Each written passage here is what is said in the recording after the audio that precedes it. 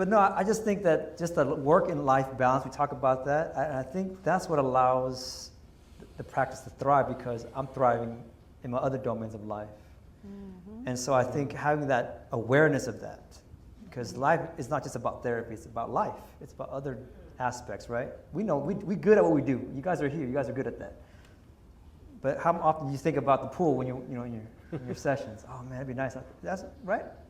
And so I think having that harmony of I get to do this, I don't have to, I get to, allows me to also get to do other things in my life as well. Absolutely. And I think that's what I think being in partnership with Soultenders has afforded me, and I'm blessed because of it.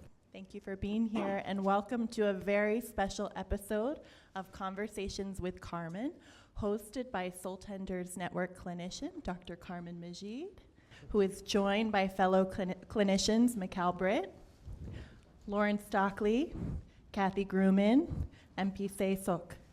Conversations with Carmen is a monthly segment we do to spotlight our providers, their unique experiences and perspectives, both personally and professionally, as they run their own thriving businesses. We are so excited to have this opportunity with our panelists for this live edition of Conversations with Carmen. Please be mindful that this is a live recording and minimize disruptions by silencing your devices at this time. We will be opening the floor for Q&A during the last 10 minutes, and at that time, we will invite you to come up here to the microphone to ask any questions that you may have. At this time, I'm going to turn it over now to our host, Dr. Carmen Majied. Thank you. Hi again, everyone. As Lauren introduced me, I am Dr. Carmen Majied, and I am ever grateful to be a part of our Soultenders network. I am a full-time private practitioner within our group practice, and I'm also, as Lauren said, I'm also the host of Conversations with Carmen, which is a monthly podcast where I have the unique opportunity to interview one of my esteemed colleagues and just really connect and enjoy time and space with them and learn more about them and how they contribute to our wonderful industry. So again, we are very excited to host this event today. I am super duper excited to be joined on the panel by a few of my really, really esteemed colleagues. And we hope you enjoy your time, and we look forward to taking your questions afterwards. So we're gonna jump right in. I am going to throw out a few questions for each and every one of my colleagues here, and we'd just love to talk to you about what our journeys have looked like thus far. So whoever wants to answer first and dive right in. My first question for our panelists is, what was the one defining moment where you knew that you wanted to endeavor into private practice? I'll just jump in, since we didn't really plan it. And I guess I'm talking to the audience, not Great. You. I don't think there was like a defining moment. I think it was like a series of moments for me that started. Originally, when I started my MSW program, I think private practice was the goal, but it was more of like I romanticized it. I had a fantasy about it based on like movies and TV shows. There's this old 80s sitcom from the 1980s, Growing Pains, and the father of that show, I think he was a psychiatrist, yes. Actually. Yes. But he had his own office in the house, and it was, to me, that seemed cool. He got to study and practice there, and he was there for his family, and I remember that. That was like my idea. Oh, private practice seems cool. I did, after getting my MSW, I did community mental health, and I think I learned, other things coalesced for me. Like in community mental health, there's a lot of politics, bureaucracy, pay maybe is not that good. And I started to realize how much I wanted to work for myself. Part of this is like I knew myself, and I know that I like being alone. I'm a solitary person. My interests and hobbies outside of therapy, like I can spend a lot of time alone and be happy. I don't really need coworkers. I don't like being, I don't want anyone to tell me what to do. And, in private practice, I think you have to make sure that you're comfortable with that. You're comfortable spending a lot of time alone, managing, being discipline to manage yourself and your time. So let's see, I'm losing my train of thought. If someone wants Yeah. You can to do jump that in in, private why don't practice. you just jump in? Yeah. You can lose your thought, train of thought in private practice. Who wants to pick up? So I'm thinking, I can think of a couple things. So before Soultenders, I was at an agency. I was a school-based therapist, and I had an hour-long commute each way. And I had gotten licensed, and I had asked for a little bit of flexibility. I had asked to adjust my schedule a little bit, to do some paperwork at home, things like that, and they didn't even consider it. It was a flat-out no. The caseloads were high, and they were really strict on vacation time. It just like overall wasn't a good fit for me anymore.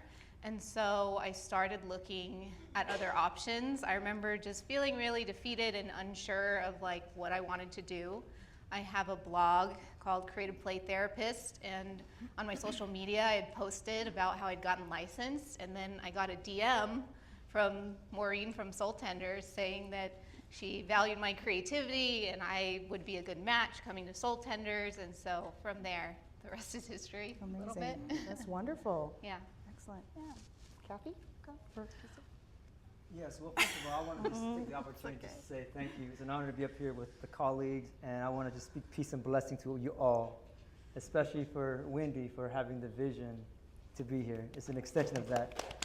So I don't want to miss that piece of it. I mean, to be honest with you, I think the question is posed this way for me. It started because of the vision that I had.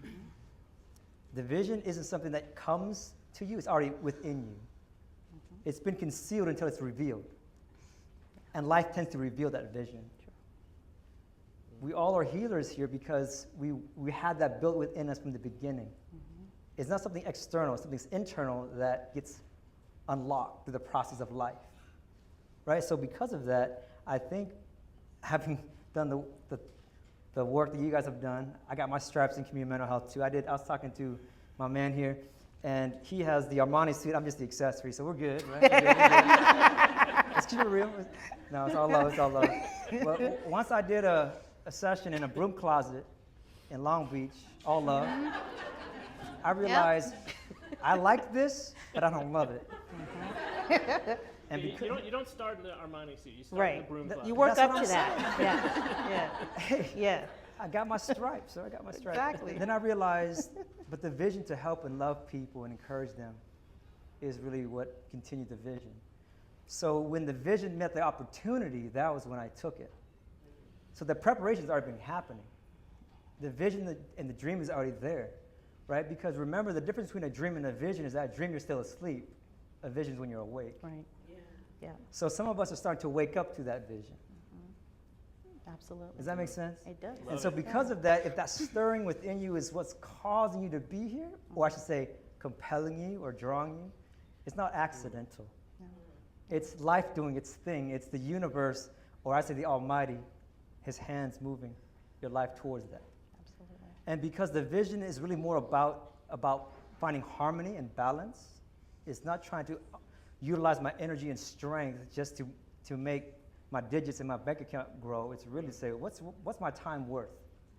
What's my story worth? What's my life, my energy worth? What's my love, my energy, my passion worth?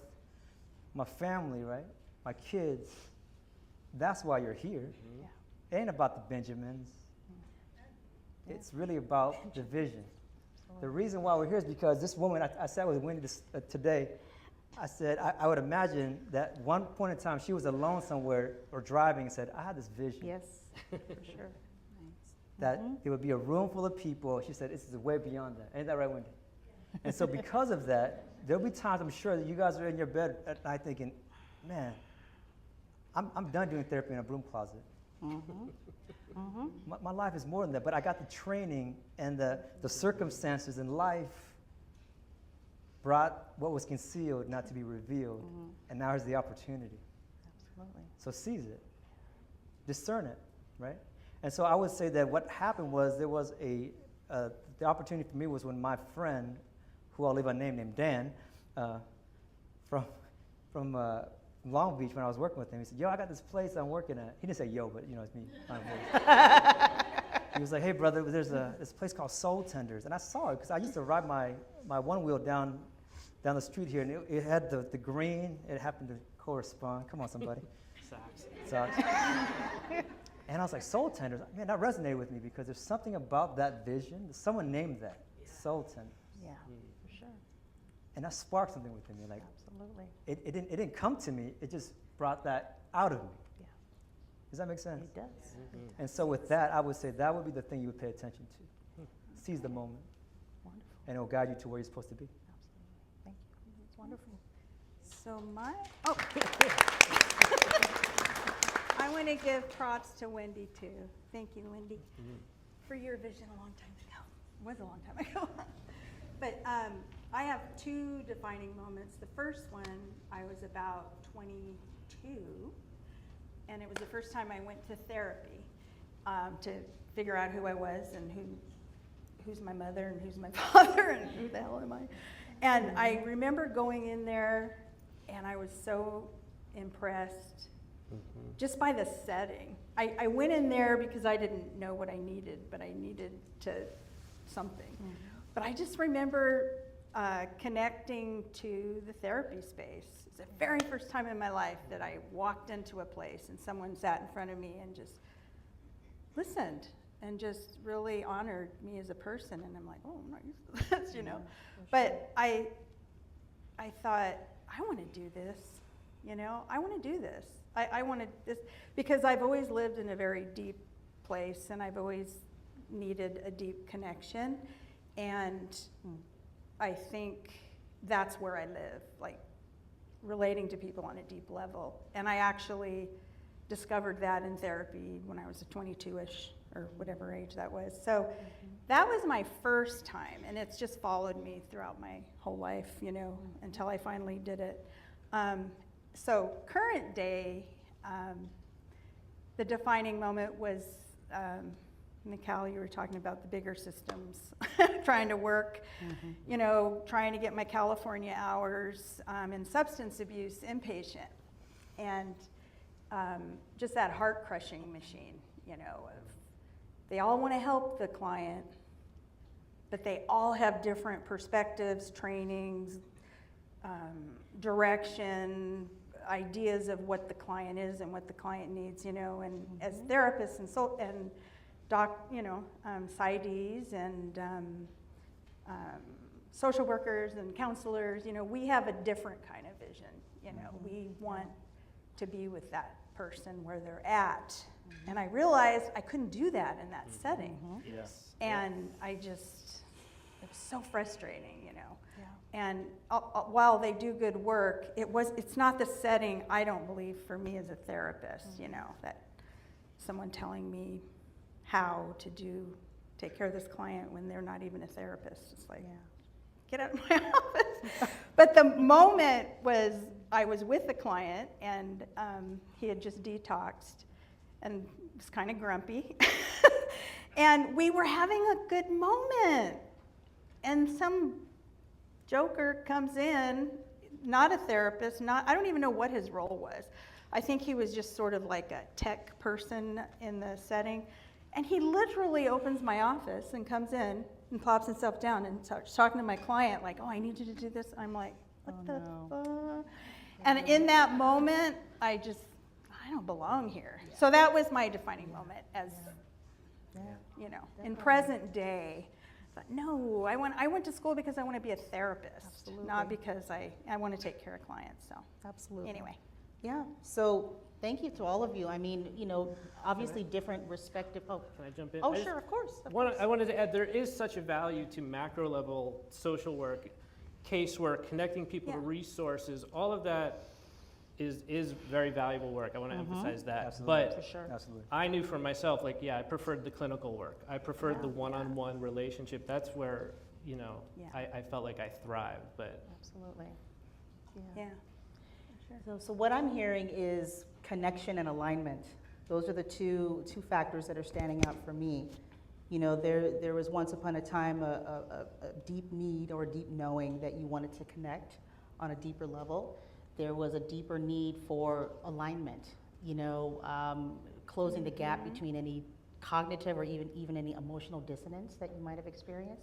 I think that's when you take that into consideration, that's really going to potentially propel you forward. You can either continue to navigate the dissonance, or you can pivot and carve out a new path to close that gap between knowing internally who you are and how you want to show up, and then creating alignment between what's internal and then what's manifesting on the outside. That's it. Yeah. So that's what I'm hearing from everybody up here. So I love it. I love it.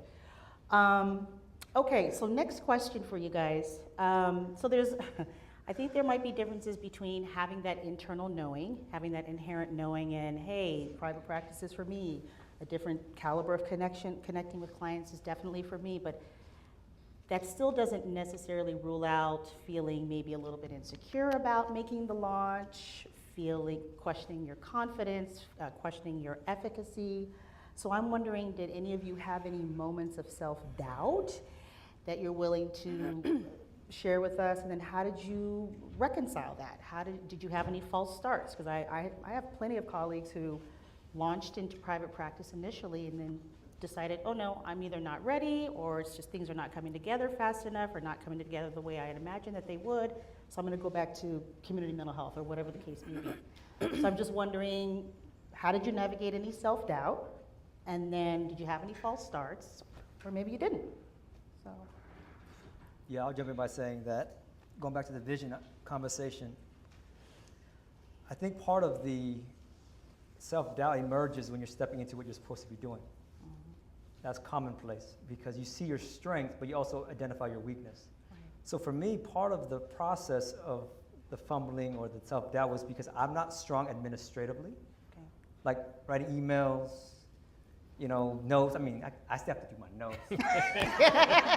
My charts are up to date, so we're good. But that takes work, that takes focus, that takes a lot of energy for me. And so I thought to myself, oh, I gotta build too? I gotta market myself too? All I wanna do is just bring P out there and just do my thing, right? Mm-hmm. But that's where I realized sometimes in the vision, it's never supposed to be just you. There's no vision that come across or comes to manifest that's just you. There's always things that align, as you were saying, that emerges. And so Soultenders was that, right? Mm-hmm. I was like, okay, I'm the Batman, they're my Robin. We're good. Take care of that. Yeah. And they do it in love, though, by the way. I mean, it's just a metaphor. Don't take it personal. I'm not saying that. It's just what came to my mind. But meaning I was just supposed to do my thing, bring out my gifts to the table. But yet I outsourced the things that I knew I was going to burn time in and energy in, and I trusted them. Because once I got on the phone call, I read all the numbers. I'm like, okay, this is going to work. Yeah. And that was when all the mental hiccups, the self-doubt, I don't have to be all things to all people. I just get to be me. All right. And me is what's going to be what I bring to the table that's going to bless my clients. And yet, I team up and partnered with Soultenders would also be for me as well. I'm not saying being egocentric. I'm just saying I realized I was able to differentiate between trying to be the private practice person that does everything, which I know for well, like I recognize my strengths. Let me focus on that. And the areas where I need a little bit more, let me give it to Soultenders. That's right. Yeah. And they're good at it, though, by the way, too. With the smile, Amazing at it. people are friendly. Yeah. They got their teeth. It's great. Yeah.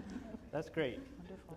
This guy. When we had there was recently an audit, and I was so grateful that Soultenders could handle that. There it is. Yeah. Because in terms of self-doubt, it was about, the paperwork, the insurance company, going into private practice, oh man, I'm going to paneling, it's going to be my own business. Yes.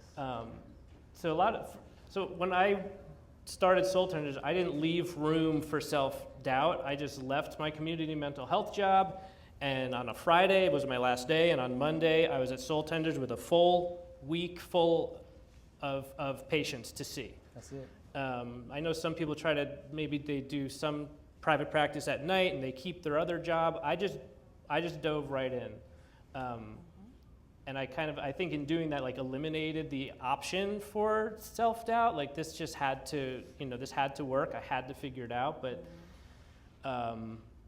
yeah, any of the self-doubt was more around the paperwork, and that's what Soultenders handles, and that's why I love, being partnered with them and trusting them to handle that.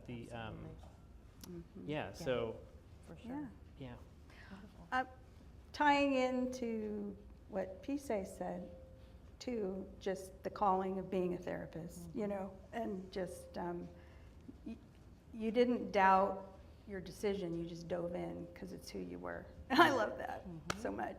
For me, let's see, I started in 2017, which was before the pandemic. And some of my what is it called? Stops and starts, fits and False starts. Okay. False starts. Oh, false starts. Is adjusting to an environment that was welcoming. Nobody was out to get me. No gaslighting has ever occurred at Soultenders. I've never been in trouble, although I probably could use scolding sometimes. No, I don't know. But like just realizing that I'm here as a therapist and Soultenders isn't out to get me. Yeah. And I know I sound like I'm really paranoid, but we all know if we're in those bigger systems, you're constantly explaining yourself and trying to be a therapist. So just realizing that it took me a while to realize I'm the client. Wait a minute, I'm the client. Soultenders is here offering a service to provide the framework for me to be the kind of therapist I want to be. Absolutely. And so it literally took me it's probably taken me a while even just because of my own psyche. It took me about a year before I think I settled down before. Like if somebody texted me, like if Virginia texted me, oh, Kathy, can you call me? I'm like, fuck, what I do? Sorry. Like, oh man, but no, because they would never bring us on as private practitioners if they didn't think we were good at if we weren't licensed, capable therapists. I mean, we've already proven that we can do what we do. So I think I lost my train of thought now. It happens. I lost my train normal. of thought. It's human. A lot of trains up here. It's just trusting the process and just being, anyway. Go on, Lauren. Your turn. So when I started, I was making this journey into private practice. I was very clear that I wanted to work exclusively with children and adolescents. And so when I was exploring my options with like all the practices that are out there, they would cringe when they heard this, and they would say something like, oh, there's no way that you can have a full private practice with only kids unless you want to be working till 9 or 10 p.m. every night. And so I was really scared. And then I got to the Soultenders interview and I told them this, and they were excited, and they were like, great, we need lots of child therapists. They're like, we'll support you. You can have whatever kind of caseload you want. So I was like, oh, really? This is a very different attitude than the other places I had been looking at. And they kind of explained like, yeah, it might take a little longer than average to fill your caseload, but we'll do what we can to support. And I mean, I've been full for the last 7 years, over full. So I was really worried about it kind of getting started. And then also when you first started private practice, it takes a little while for the insurance payments to catch up. So I was kind of feeling like, well, I did a bunch of sessions, but I had a lower paycheck. And they were kind of like, you know what, be patient, the money will come because it gets consistent. And yeah, I've been really happy ever since. Absolutely. Wonderful. And something, Kathy, that you said, trusting the process. I think that's really integral to making to pivoting or making the launch. It really is, sure, it's about doing the work and showing up for your clients and, making sure you're on top of your own self-care so that you can effectively show up for your clients. But I think there's also more of a psychological shift just in terms of, you're not someone's employee. Soultenders is not your employer. You are partnering with Soultenders. They are here to walk alongside you. They walk alongside of us.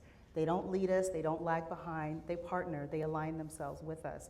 And I remember, I can clearly remember the day that the psychological shift occurred to me, and a lot of my anxiety was reduced, when I knew my place. and I understood what Soultenders' place was, and what their position was, and what their role was and still is. So I think that was a really great mention. And again, I can't emphasize this enough. You know, pivoting is both physical / behavioral, and it's also psychological, emotional. You know, so I think that's something else to take into consideration if you are someone who's contemplating taking the leap of faith. So I'm curious in terms of what keeps your practices alive, what keeps your practices thriving and growing. I think all of us up here can probably name at least one or more areas of clinical expertise, whether it's training and certification, whether it's authoring books, whether, you know, so I'm really curious, what keeps your practice on the growth trajectory? I think for me, constantly, or continuously, not constantly, learning and being open to new things. And recognizing my own, like if I'm having a problem with a client, if I'm triggered by a client, just recognizing myself, self-care, number one, boundaries. This is the client, this is me, and just really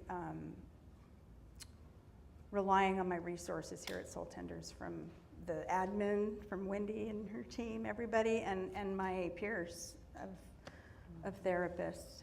I can call and say, oh God, I had this client, or I was triggered, this person was the narcissist. I was talking to, we were talking about narcissism earlier, and just how sometimes I feel eaten up by a certain kind of personality, you know, just from past experiences, and it's like, God, I can't see this client anymore. I just like, you know, and just talking to my peers. Yeah. So, yeah.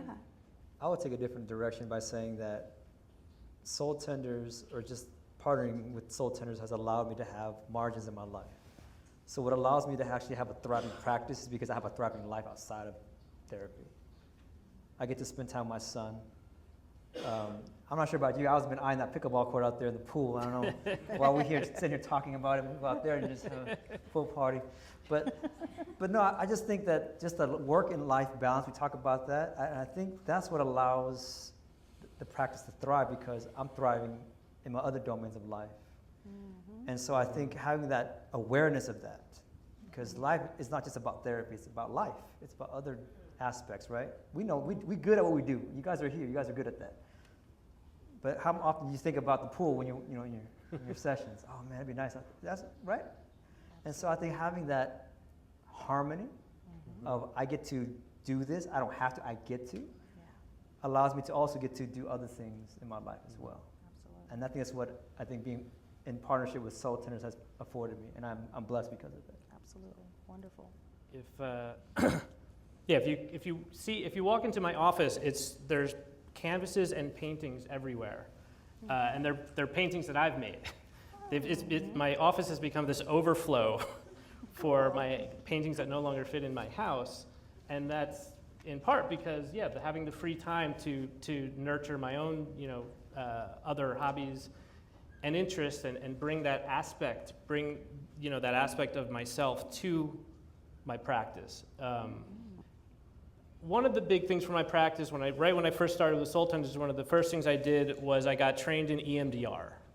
That was really important to me, and that was like a game changer for my practice. And Soultenders really scaffolds that and helps you achieve that. They offer trainings in it. You get a discount on it. So that was a big part. Once I got credentialed in EMDR, I think I was able to offer that as like a specialty in my practice. I want to talk a little bit about social media. I was very against social media. I saw the therapists on social media. I was like, not me. No, my therapy remains in the office. Until I realized, wait, this is actually a very, very useful tool. And so about a year and a half ago, I started using social media to post videos, create content about what it means to be a therapist, concepts related to therapy, and finding the one comment that I get most from people is the authenticity. It's like they get to see who I am. they get to see what kind of like my style is. And it also, in doing that, what I didn't realize, I mean, one, it's like a constant commercial for your business that people are just seeing. It's like having a billboard everywhere all the time. It also helped me embody my identity as a therapist. Once that was like part of my practice, was like, oh, every day I'm going to make like a video about something. I had to constantly be like thinking about what do I like about therapy? What's important? What's meaningful? What do I want to share today? And it made me invest a lot more into like continuing education courses, reading the books, reading all the current therapy books, the Esther Perel's and the Terry Real and It's Not You, and really absorbing that information. And because I had a place where I could like not only share it in my practice, but it just helped me really like identify as like, I'm a therapist now. And I wasn't expecting that when I started posting on social media, but it's, that's been a really good way for me to get more eyes and more clients coming to me. So. And how many followers are you up to now? I'm almost up to 8,000. Whoa! So, Yeah. Amazing. it's not bad. Amazing. Yeah, absolutely. And it really is about embodying. You're more than just an independent contractor. You are a business owner. I think that's definitely part of that psychological pivot that I was alluding to earlier. You are a business owner. Your practice is your own. What you put into it is what's going to show up. So I think that's also an important thing to note and to try to remember as well. Yeah, getting more training and specializing also really helped me. I'm a child trauma specialist now. I did the EMDR training through Soultenders and got trained in a bunch of different trauma modalities, and that's kind of all I do now in terms of my therapy career. And so now I get all my referrals from other therapists that kind of know the kind of clients that I'm passionate at working with. And then what really took my practice just to a whole other level is getting trained in a treatment called direct neurofeedback. It's absolutely amazing. I've seen so many benefits for my clients, and since I have kind of a more severe specialty, I had one of like the higher hospitalization rates probably because of that population I worked with, and through doing this treatment, like it's almost nothing now, and it just works on such a wide range of symptoms with all ages. I can integrate it into my therapy sessions, do it during therapy, or have it as a standalone treatment, and that's the kind of treatment that as an individual practitioner is really hard to get clients for, because it's not something that's like widely known about. And so I've been able to get as many clients as I want for that because it's all referred by other therapists, because all the therapists know their clients better than anyone. We're in group consultation, they're learning about this treatment and seeing what it's done for all these other clients. So instead of it being like this huge marketing effort and really slow, like all the other therapists have done all the work for me, they just refer the clients. And it's just made such a huge difference for me and for my clients. That's wonderful. That's great. Wonderful. I love that. Okay. All right. Well, so I think maybe we can pivot at this time and open up the venue for questions from the audience. Does anyone have any questions for any of us? There's a microphone there. You can feel free to come to the mic and throw out a question or two for any of us up here. I don't know if anything is coming to mind for anybody. How did you navigate through the marketing process? Because that's kind of one of the most intimidating part, I think, like selling yourself when you feel like doubting yourself. So how did you kind of overcome that, and what kind of practical ways can you give to us? Part of being with Soultenders is, to a degree, you don't have to worry about marketing. Right. You put on your calendar, what spots are available, and they'll fill them in. But if you are, interested in promoting. I don't know. I was on Psychology Today for a while. It didn't seem to yield much. You know, I have a website. I don't know if that yields very much. But I found in the marketing, the most important thing was to have an authentic voice that like represents, that really showcases like what is the aspect of yourself that you can offer to people that's going to be special and unique, and really honing in on that part of it. And referrals from clients too. I'm not a good marketer, so I'm probably not a person to answer. Well, and I think you know, just to piggyback on what Mikal was saying, you know, Soultenders does so much of the work or the marketing for us. They have a phenomenal website. Every practitioner has a page on our website that features, you know, educational background, credentialing information, areas of expertise, populations that they see, number of years in practice. And so the website gets a lot of traffic, which I'm really proud to say. So Conversations with Carmen, like I said in the beginning, is a monthly podcast. Every month I interview a different colleague, a different practitioner. That's another way. And, you know, once the interviews are completed, you know, our marketing team makes sure to float the interviews on plenty of social media platforms. I think there is something to be said about having a website independent of the Soultenders website. They actually encourage that. The weekly group consultations that are held by office location, I think those are really helpful because it gives I think Lauren, you mentioned this, alluded to this a little earlier, it gives your colleagues an opportunity to get to know you. And, oh yeah, I can refer this client to Lauren, or I can refer this client to PSA. And, you know, so just being able to, even those of us who are remote and work virtually, being able to connect through the group consultation. So, but you'd be surprised how quickly things ramp up for you, especially if you can carve out one or more clinical niches. Soultenders gets a hold of that information and they're aware of who you are and what you specialize in, they're off and running. So I think it's really a conglomeration of things, of marketing strategies, but the support is immeasurable. You know, they really, really go above and beyond. As many practitioners as we have in our network, that you still get this very individualized, tailored experience. They want to get to know you, and they support that. You know, whatever it is that you bring, you know, that's naturally you. They want to learn about that and present that to clients. So it's a really well-oiled machine. Yeah, it really is. And I would just simply add by saying that I've never had a marketing problem with Soultenders. Yeah. I've had too much client problem. I don't have the space. Yeah. That's the issue that I've talked with a lot of my colleagues. It's like, I got the space for it. Yeah. So as I been talking with some people who are wanting to start CE courses, I said, hey, I've maxed out my implementation already. Now I have to scale it.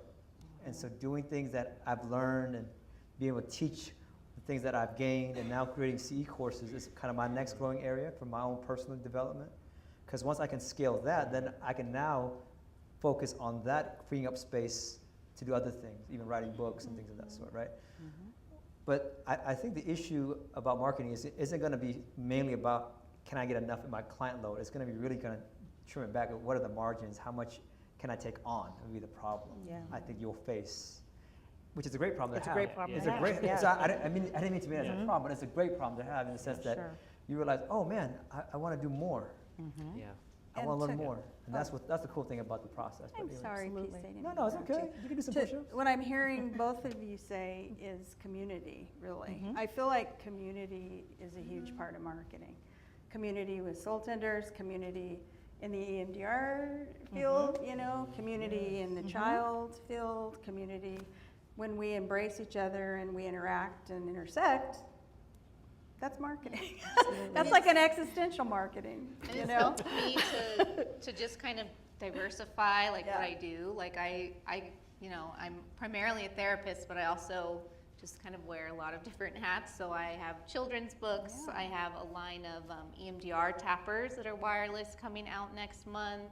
I do consulting for some mental health tech companies. Like I do a bunch of different things, and through that, like people will recognize me a little bit more and refer to me. I get like so many referrals just from local therapists, or I have people that, you know, got my book and read it, and they call wanting their kids to see me, things like that. Yeah. So I have a blog, like I do a wide range of things, and I have different opportunities and different clients and different referrals kind of coming in from like all of those different sources. Absolutely. Diversification, and I think that helps to keep your practice growing and thriving, and it helps to promote that balance, you know, between what it is that you do for work and then, you know, what's happening in your life outside of work. Okay, I think we have time for maybe one more question. Anybody else? All right. Yeah, sure. Go for it. Yeah, that was fun. Yep. Good. Thank you guys for taking the time to share all this with us today too. And I'm coming from community mental health and inpatient treatment into like this really solo field, and I think that one thing I prided myself on in those spaces was like, I am everybody's therapist, like anyone who walks in the door. And now it's like just one person or just one thing. And so I'm just curious, like, how did you guys kind of figure out what's your niche, and like how did you kind of really know how, we're talking about marketing and all these things, but like how did you decide like this is my focus, I guess? That's an awesome question. Ooh, that is a good question.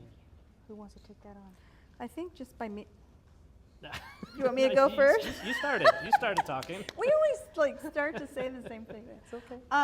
For me, I think it was just starting to meet with clients, learning as I went, learning as I went, like learning as I go with what I like. I always said, please don't take this part. I'm not going to work with kids. I'm not going to work with couples. I'm not, you know, and then learning and then realizing my own strengths and abilities as I discovered through meeting with clients. That's really, I think, how I did. Yeah. Just recently started working with couples about a year ago. That's right. I don't know if that helps. But I would say oh, you got something?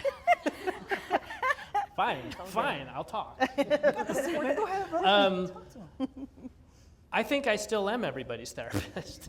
I don't think that really changed. I understand what you mean, but I remember when I started private practice, I was like, I need a niche. Like I need to work with it. I need to like find, and I don't know, that never really fit with me. I'm pretty open to working with, well, not children really. I'll drop my, I'll drop to like 15, Lauren is like, every child. like 15 years old is like the youngest. I prefer adults, I suppose, but otherwise, like I was really, I'm willing and excited to work with anybody who wants to work with me. Anybody who shows up, who's ready to, you know, be honest and curious and put in the work. Like I'm right there with them. And so maybe that was like a myth in my head that like, oh, I'm gonna have to like figure out, you know, the population in my niche, and that wasn't true. So you can be everybody's therapist still. Like a generalist? Like a generalist? A generalist.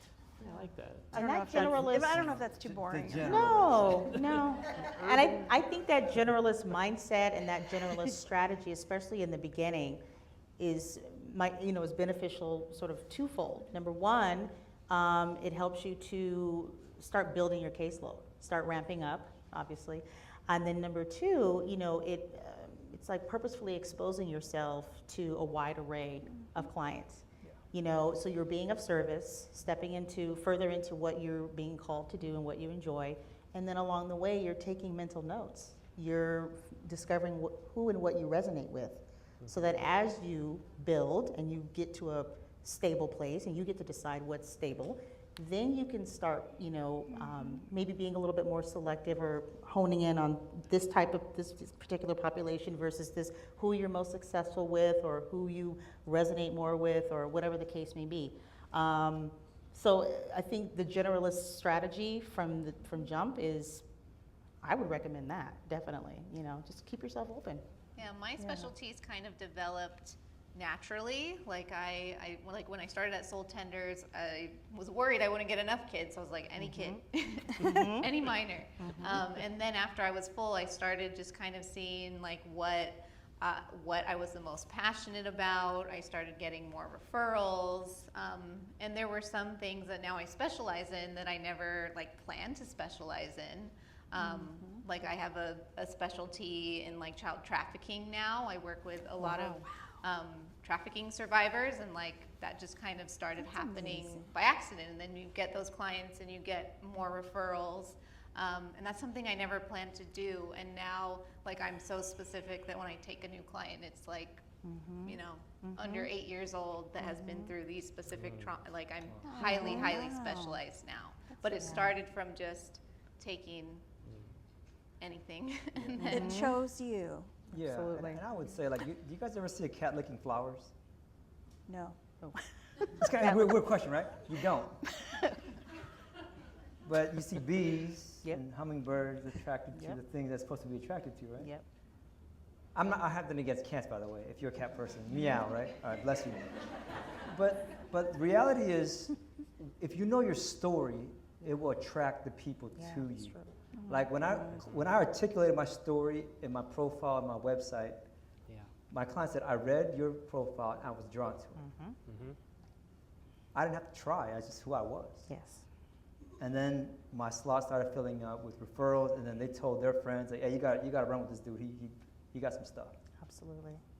Yeah, a lot of people will tell you why they chose you. Yes. They'll tell you something that, you know, whatever they heard or read about you. Right. And sometimes they'll start the session by telling you that. Right. Yeah. Yeah. Right. So so if you're a cat licking flowers, you know, and that's an image y'all gonna live with, but it just came to me. Sorry. But my point simply, if you just know your story and articulate it well, you'll find your niche. Absolutely. And just really, be very intentional about your setting up your or writing your bio. Yes. Be very It's intentional about that. significant. I think it's Take the time. Really pour yourself into that, because that's how a lot of your future clients will find you and how they'll find you. There could be, 26 of us who have a certain specialty, but they'll be drawn to you because of something that stood out to them, So, all right. Well, thank you so much, everyone. It's been delightful to have you.